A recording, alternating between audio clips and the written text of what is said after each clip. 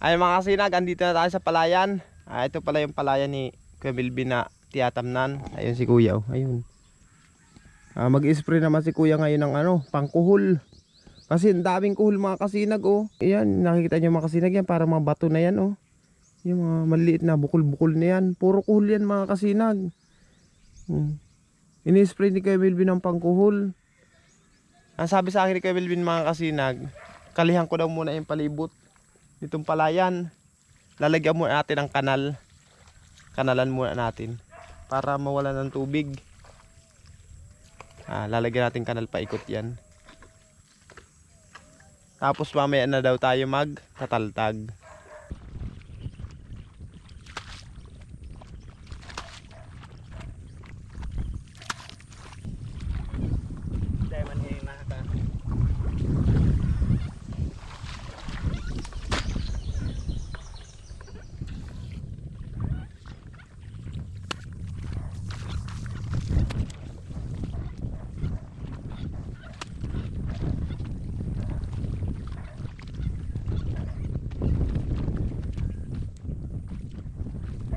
Naharangan natin yung mga kasinag, oh, para hindi pumasok yung tubig dito. Tapos ngayon kakanalan naman natin to. Ito, mga gilid na yan. Pag ganun, lagyan natin mga kasinag ng kanal. Ganito lang pag kanal yan.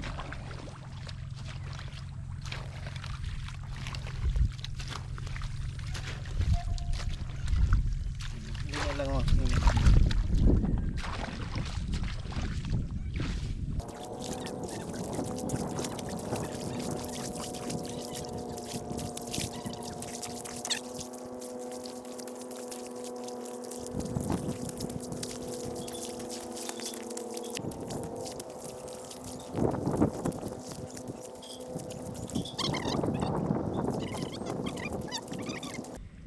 Mga kasinag, natapos na nating kanalan paikot.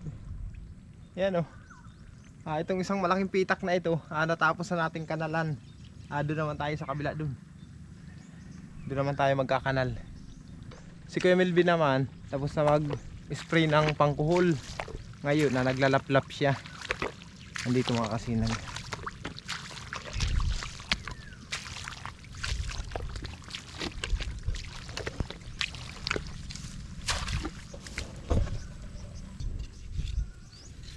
Ayan, naglaplap siya ng dalugi.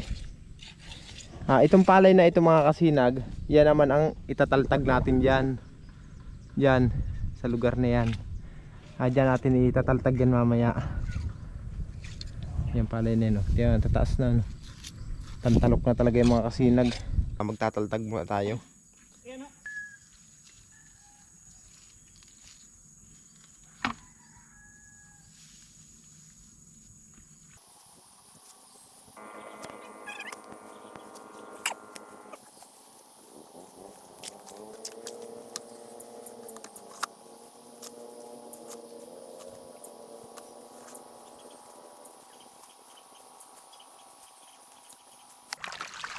Mamihira yan mga kasinag, naiwan yung baldi na. Ilagyan natin ang dalugi.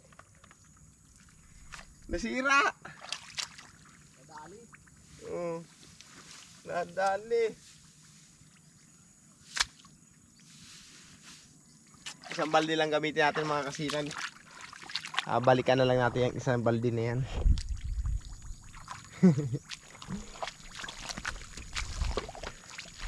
Hindi ako nakapagdala.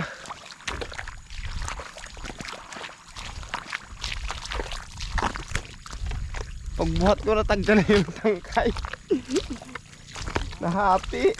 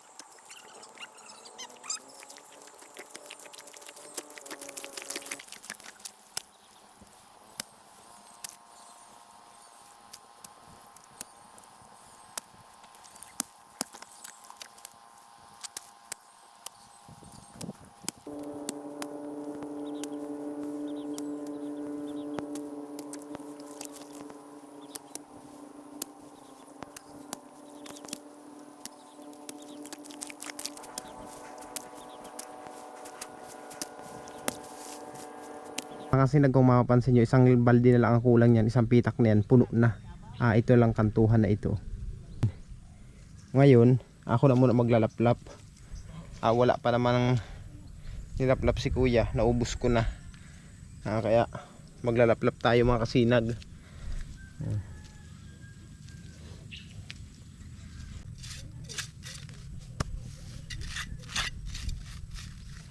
Dito sa amin mga kasinag, ang pamamaraan ng pagkuha nito, nilalaplap. Sa ibang lugar kasi mga kasinag, ginagabot. Yung ginagabot na yun mga kasinag, sa malambot na lupa lang yun. Dapat ang putik nun talagang putik na putik talaga, hindi kagaya nito na batteries ito mga kasinag na napaglagyan ng dalugi. Kasi nung mga nakaraan nga, grabe ang baha lagi ng palayan. Hindi pwedeng ilagay ito dyan sa baba, gawa ng kukuhulin. Ubus ito ng kuhul mga kasinag. Kaya ang nangyari nito, dito inilagay sa kataasan, kaya puro batteries yan. Pag ginabot ito mga kasinag, yung puno nito ang mapuputol. Kaya ang ginagawa namin dito, nilalaplap pagka ganito.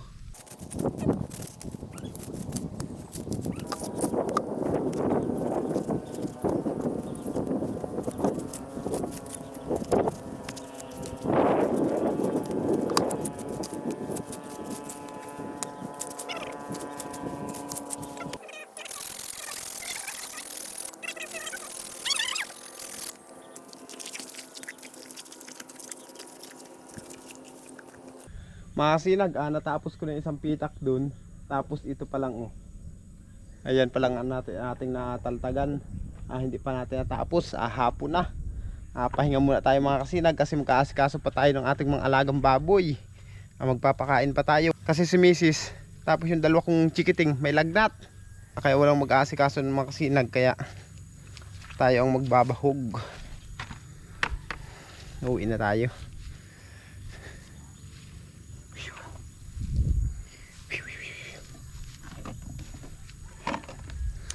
Update ko lang kay mami mga kasinag pag uwi ko ng bahay.